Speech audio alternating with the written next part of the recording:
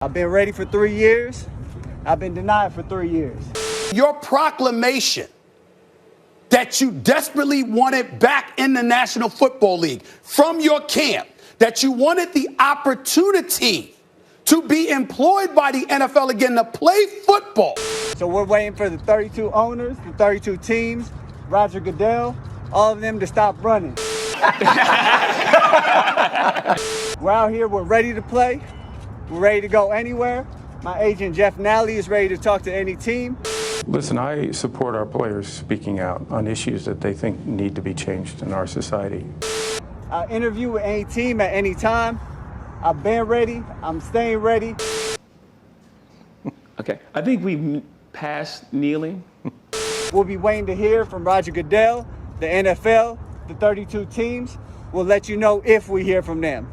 Colin Kaepernick's workout was called a circus by one owner. Stephen A. Smith defended the league consistently and painted a negative image to willingly misinform the masses of Cap's NFL-sanctioned workout. Now, one member of Congress is hitting back. With this workout, or they're just trying to put out something to make it look like they were good guys now, and they're trying to, put box Cap in a little bit? Maybe they feel a little heat about their antitrust exemption and the fact that the Judiciary Committee stands ready. Georgia Congressman Hank Johnson.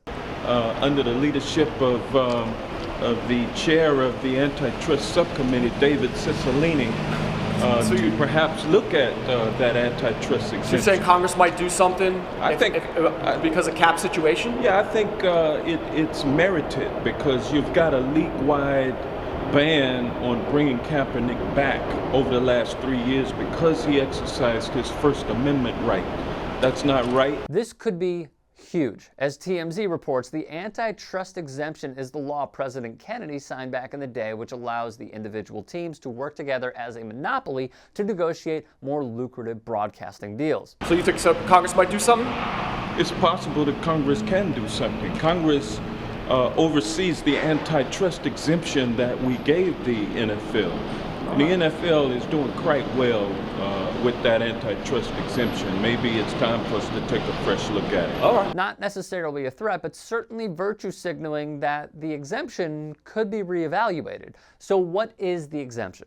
In 1961, John F. Kennedy. President Kennedy died at 1 p.m. Central Standard Time. Way before that tragedy, Congress allowed teams to band together when negotiating broadcast deals. JFK signed the law. It trickled down to the NFL profiting big.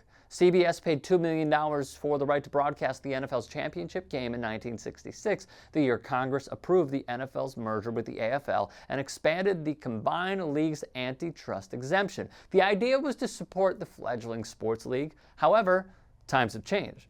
The NFL profited $15 billion in the 2018 season. With this antitrust exemption, nonprofit entities included pro football leagues. That special status added to Section 501c6 of the Internal Revenue Code means the NFL's headquarters in New York, led by Roger Goodell, is spared tax payments.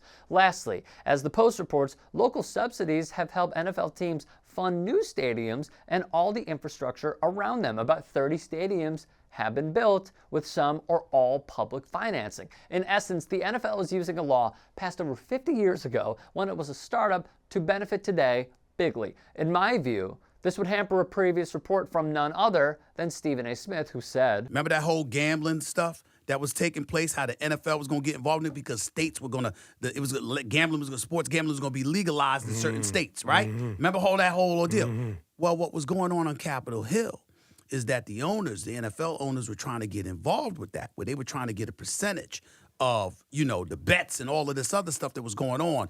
I don't have all and the it's information. over and above fantasy. Right, over and above fantasy. So what happens is we're talking billions. Well, guess what? In order for that to happen, you need Congress to sign off on it, and you need the president to sign off on it. What you don't need is the president turning his attention towards you and going against you just because he don't like you. The league allegedly gave in to President Trump on keeping Kaepernick out of the league, so in return, NFL owners wanted to receive a percentage of bets, needing Congress's approval. This is a deal they attempted to get done, allegedly, but with Johnson, it appears the relationship, at least with some members of Congress, has soured. Back to the exemption. The NFL is in a much stronger negotiating position with the teams united instead of having to negotiate 32 individual broadcasting deals. If revoked, experts say it would cost the league billions. Congressman Johnson is on the House Judiciary Committee, so it is well within his purview to suggest something like this and at least get the ball rolling.